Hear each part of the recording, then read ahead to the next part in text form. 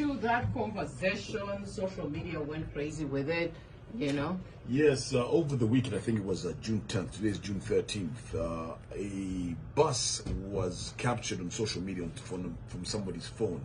And in this bus, it appeared to have students on board the bus, and it appeared that the students were engaged in very shocking acts, grinding on each other, etc., seeming to be twerking. Some people even thought that perhaps they were actually engaged in, in sexual acts. And it went crazy on social media. Many people responding, what the hell? The bus was in a traffic jam.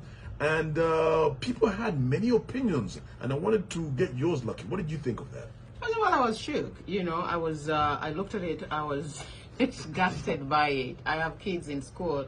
Obviously, I wouldn't want to see that. You know, my concern though was that when the kids are going for these trips, I'm very sure that the school is very aware, and it should put teachers in those buses to make sure that, you know, they behave in the manner that is becoming, not unbecoming. So my worry was that, or my questioning was, okay, this is a whole school, but where are the supervisors? Are you letting these kids go to these trips? And you know, they are teenagers, and teenagers will do what they do. They are active, their hormones are raging out of control. You know, was teenagers. Yeah. You know what happens. I mean, even the science of it explains it. You know, it's not rocket science. That's what is going to happen. You have male and female in a bus. They're teenagers. That is bound to happen. But my issue was that where are the supervisors? Because I remember when we used to go for those trips, you'll have supervisors seated at the back, in the middle, front. You'll have like 5 teachers who can, you know, take care of those kids and make sure that they behave. So for me, my concern was like, first of all, it's not, you know, so much of this, but where are the teachers while this is happening? I mean, it was absolutely shocking, the sexually provocative manners in which we saw in the video. For me, like yourself, I was shocked. I think I even swore at myself, like, what the, you know.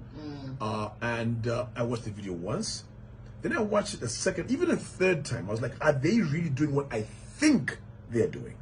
And to me, eventually I said, no, they cannot be engaged in sexual acts. It looked like they were honestly just rubber dubbing, dancing. And a friend of mine said, but these things happen. Even in schools when we used to be there, sometimes we used to mess around on the bus. That was going over the top, I believe.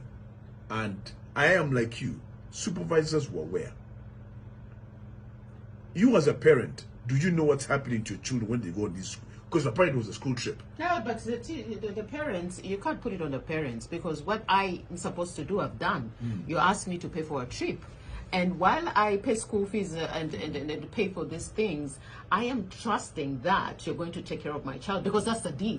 When I give you my child, so you're supposed to take care of them, making sure that they're behaved. I'm not going to be there. So for you to say, oh, do parents know what they're doing? We know, we think they are studying, right? But kids are kids. They're going to do these things. That is why you pay handsome money, because you know there's going to be people who are supposed to supervise and take care. So for me, my issue is the head teacher, the teachers that were responsible to make sure that those kids are in line. Where the hell were they?